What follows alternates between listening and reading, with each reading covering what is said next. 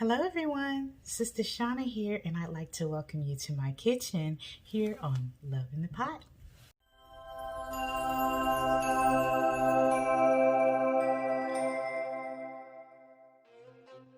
Hello everybody, welcome to my kitchen. So good to have you back, and I'm finally getting to the fried green tomatoes. I remember a sister requested it. I'm so sorry, I don't remember who it was, but this is for you, okay? This is a classic version of that recipe, but it can be done many ways. You can do them tempura style, you can do them beer batter style, but today I'm gonna show you the classic culinary technique using the 3-stage dredge. And we will be using that method to coat our tomatoes with breading. I will season them simply, but remember, like anything I tell you, use the recipe as a guide. Modify it, tweak it, play with it, make it your own. This is just a variation of this recipe. So I do hope you'll get creative and have fun with it. We will get started. Let's go. We're going to start with getting our dredge station set up. You should know that I already have my tomatoes cleaned and sliced. You can slice them thinner if you'd like. Mine are sliced about a 1/4 inch thick. Just be consistent so they all cook in about the same time frame. Now we're gonna get our dredging station set up. Let's start with our dry. I have my flour, about 1 cup or so. You can add more if you need to. I'm gonna do some classic yellow cornmeal, butter crackers, and just crush them. You could bash them in a bag to make this go fast. This part is fun to do with the kids. They love getting their hands dirty. Egg wash milk. That's about 1 cup. You have an egg.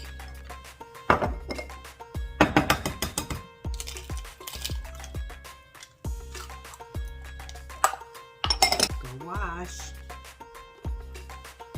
Fork or whisk.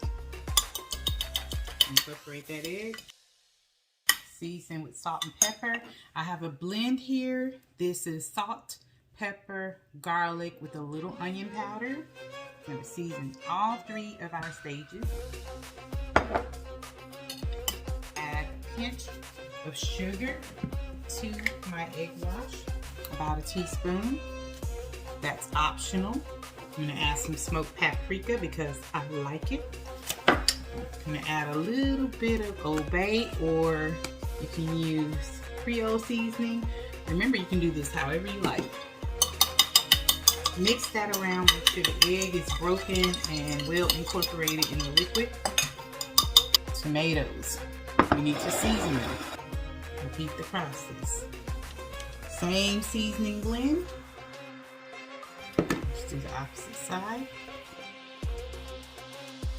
Hot sauce. We'll add some to the egg wash. Mix that all around. Mix our flour to mix in those seasonings we added. The seasonings into your breadcrumb mixture. Always season in stages, but don't overdo it considering it's going to get flavor from each component. We have our 3 components for our 3-stage dredge, and we have our seasoned green tomatoes. So now we're going to begin the process. We're going to lightly dust the tomatoes in the flour mix, then we'll go in the egg, then we'll go in the breadcrumb. And try to do this process with one hand or using a tongue or some sort of utensil so you don't have 2 gooey hands to work with. You want 1 clean hand. Let's do it. I'm going to do 3 at a time. It seems unnecessary, but it's going to make your batter stay on to the food. Shake out the excess into the egg. If you want them super crispy, you can double dredge, meaning do this whole process twice. But I don't like mine caked on like that.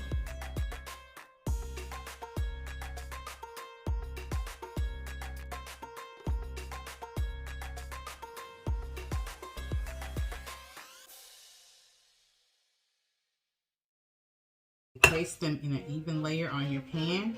If you have a lot done, as all I had was 2 large green tomatoes, but let's say you did 4 or 5 green tomatoes for a larger quantity, then you could do your layers by separating them with parchment or foil, or even plastic wrap, whatever you have. That'll just keep them from sticking together. At this point, I'm going to pause what I'm doing and start preheating my oil. I have a shallow, well, about 2-inch skillet in height, and it's 1/3 filled with oil. Remember, anytime you're frying, when you add an item to the oil is going to expand when you first put it in there. So you want to leave room for that expansion without creating a grease fire. Okay, always be careful when dealing with oil and fire, and never ever pour water to sweep the fire out. Smother it. Smother it with a pan with the lid, or if you don't have any of those on hand, you can douse it with salt. You know, of course, you always should have a fire extinguisher on hand if you need that, but that's a huge mess to clean up. However, if you need it, you should most definitely use it. All right, so back to it. We're almost done. Like I said, I'm going to go preheat that oil. And what I'm going to do is let these rest in the freezer for about 5 minutes while I am tidying up my mess.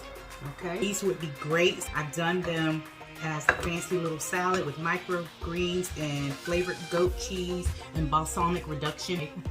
But you could certainly just do them simple with some sort of remoulade. You could do some sort of cheese spread for dipping, or you could really be naughty and make like a sweet and spicy Cajun butter that's softened, a compound butter, to spread over it to bite, but that's being very naughty.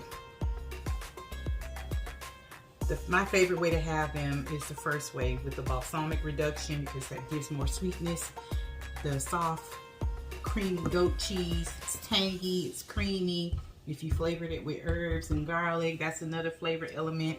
And the nice bitter freshness of the microgreens, or even arugula. This makes a very elegant salad. You can jazz it up and have a fancy romantic appetizer to go with your dinner for that night.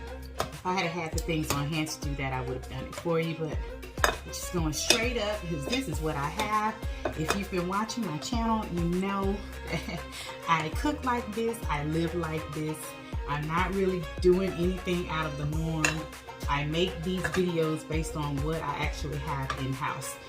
So this is what I have, this is what I'm doing.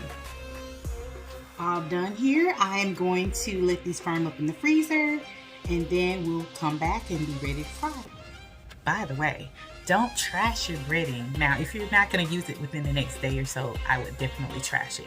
But you could save this and make some fried fish, or you could leave those fried green tomatoes in the fridge. I would not leave them in the freezer. I'm just using the freezer to cheat, to get them firm and ready to fry, so we can do this process sooner. However, you could do this step today and refrigerate your tomatoes wrapped up, and also do the same process for some fish, and then tomorrow night you can just boom, fry them, and everything's done quickly.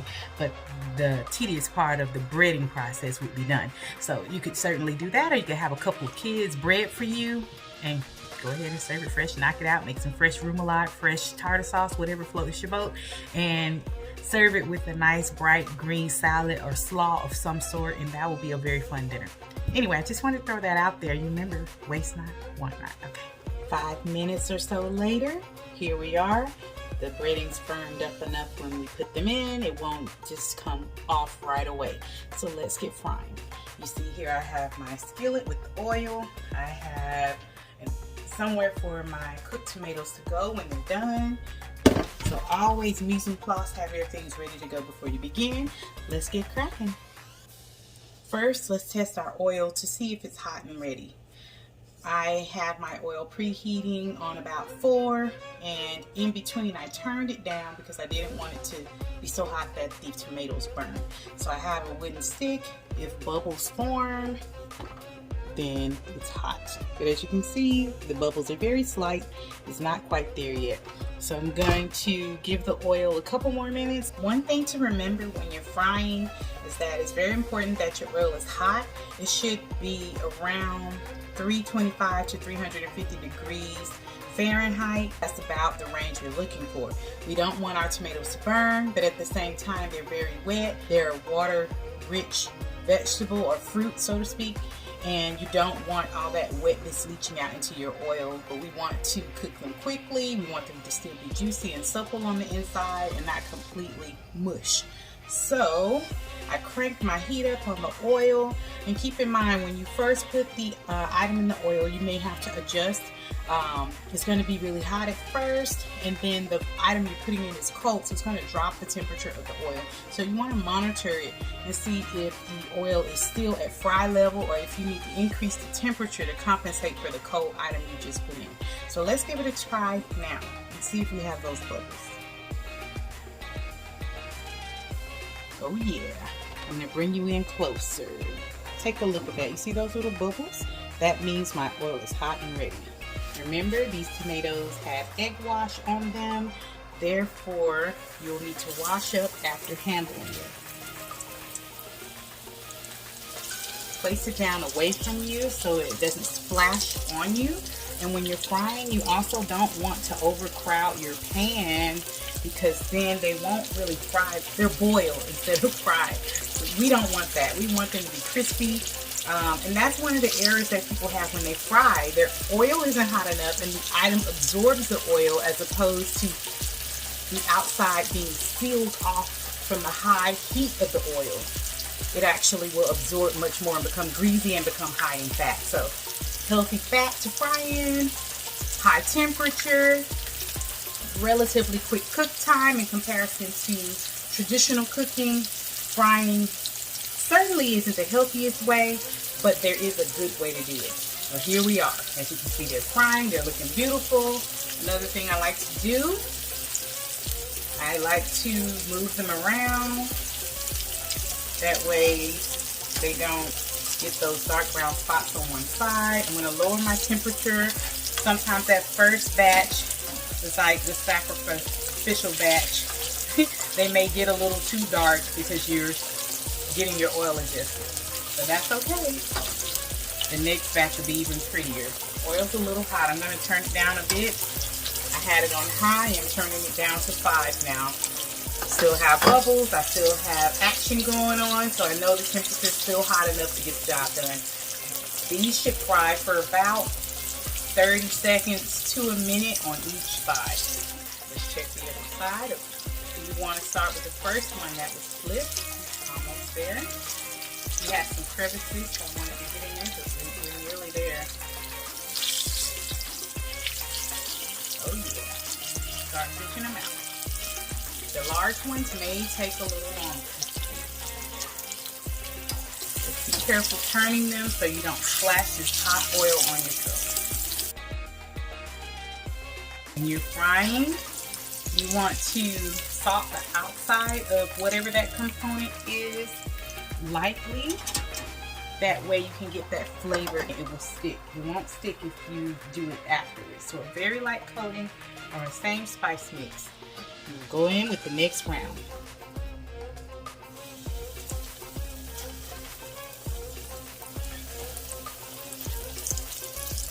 Shaking off any excess before putting it in, and you can keep these warm in the oven.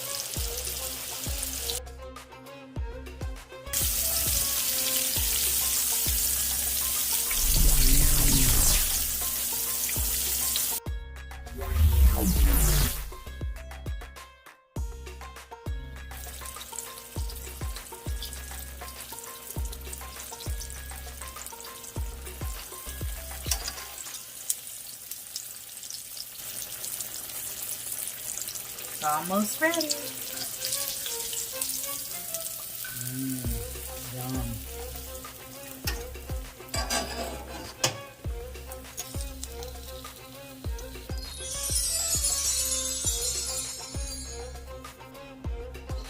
look at that. Fresh fried green tomatoes. Yummy, yummy, crispy and delicious. Let's give it a try.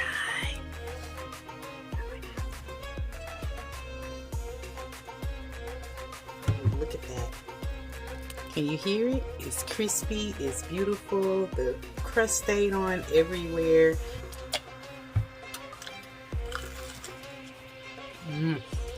Woo!